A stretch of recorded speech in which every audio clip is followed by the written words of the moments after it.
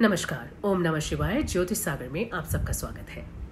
बहुत से लोगों का ये प्रश्न होता है कि हमारी जन्म पत्रिका में कितने राजयोग हैं। लेकिन ज्यादा मायने वाली बात यह है कि जिस भी ग्रह का राजयोग आपकी जन्म पत्रिका में बना है, क्या उस राजयोग से जुड़े प्लैनेट की दशा आपके जीवन में आएगी और कब आएगी, ये भी इंपॉर्टेंट है।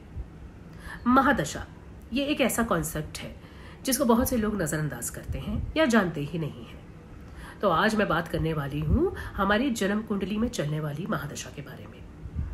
महादशा को आप एक ड्राइवर की तरह समझिए, यानी आपके जीवन की गाड़ी के जो ड्राइवर होते हैं वो आपके महादशा लॉर्ड होते हैं। हमारी जन्म पत्रिका में चंद्रमा जिस भी नक्षत्र में स्थित होता है, उस नक्षत्रपति के स्वामी की दशा ही हमारे जन्म समय से शुरू होती है। यानी उदाहरण के लिए, यदि किसी जातक का चंद्रमा रोहिणी नक्षत्र में जन्म के समय पर था, तो रोहिणी नक्षत्र चंद्र का ही नक्षत्र है, तो यानी इस जातक के जन्म के समय पर चंद्र की महादशा आरंभ होगी। और ज्योतिष में दशाओं का एक सीक्वेंस है जो कि केतु से शुरू होता है। यानी केतु के बाद शुक्र, शुक्र के बाद सूर्य, सूर्य के बाद चंद्रमा, मंगल, राहु, बृहस्पति, शनि, बुध। तो ये एक सीक्वेंस है। तो फॉर एग्जाम्पल, यदि आपकी चंद्रमा की दशा आपके जन्म के समय पे शुरू हुई, तो जो भी बैलेंस दशा होती है, यानी चंद्रमा की दशा तो 10 वर्ष की होती है, लेकिन आपके जन्मकालीन समय के अनुसार बैलेंस दशा निकाली जाती है।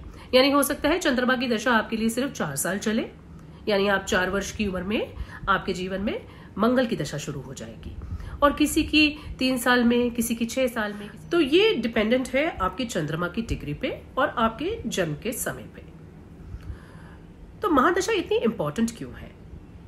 महादशा इसलिए इतनी इंपॉर्टेंट है कि जो भी हमारे जीवन में प्रेजेंटली चल रहा है, तो जो भी महादशा का लॉर्ड होगा वो हमारे जीवन को एक तरह से नियंत्रित कर रहा होता है।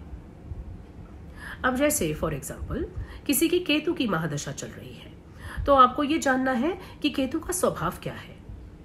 क्या केतु एक पाप ग्रह है? क्या केतु आपको अध्यात्म की तरफ लेके जाते हैं? क्या वो आपको चीजों से डिटैच करते हैं?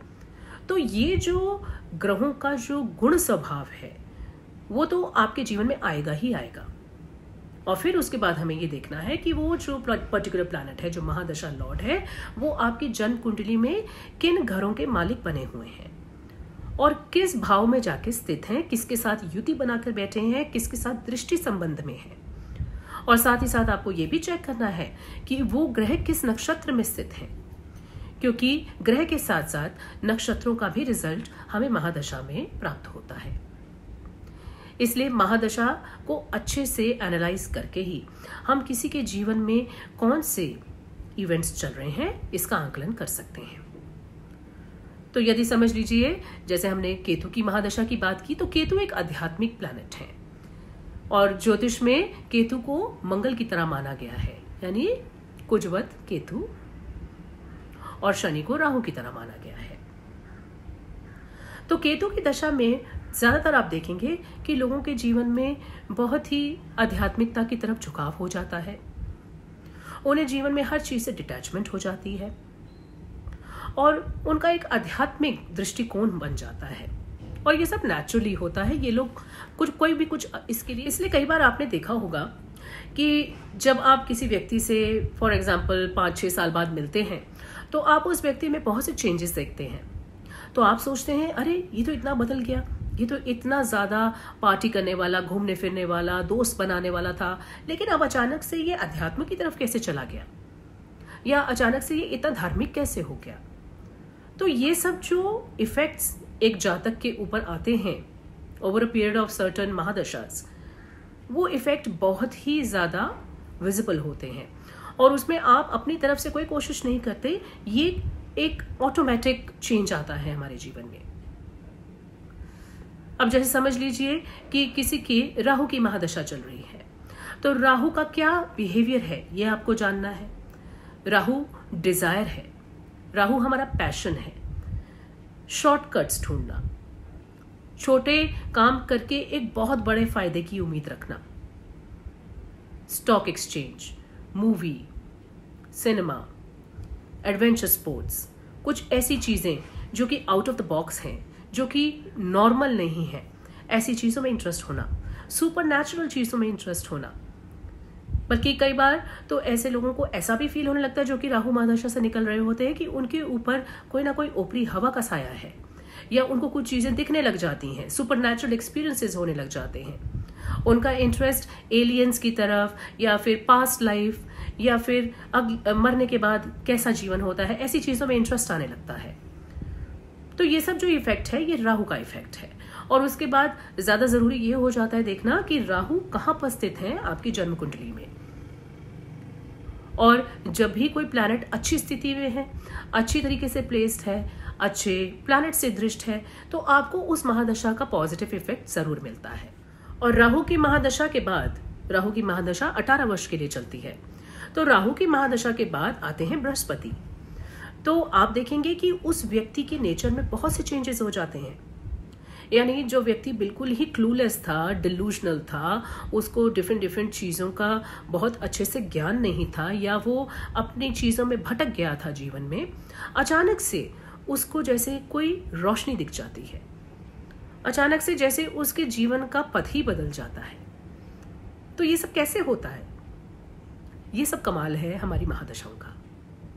और किसी को भी ये कहना सही नहीं कि आपकी केतु की महादशा बहुत खराब जाएगी, या किसी को बोलना कि आपकी सूर्य की महादशा बहुत अच्छी जाएगी, या शुक्र की बहुत खराब जाएगी, बृहस्पति की बहुत अच्छी जाएगी। ये बोलना बिल्कुल भी सही नहीं है, क्योंकि आपको अच्छे से अपनी कुंडली का आकलन करना है। आपको ये देखना है कि जिस भी ग्रह की दशा चल रही है वो कहाँ पर प्लेस्ड है, किन ग्रहों से दृष्ट है, किस नक्षत्र में वो ग्रह बैठा है। इन सबको चेक करने के बाद ही आप किसी निष्कर्ष पे पहुंच सकते हैं।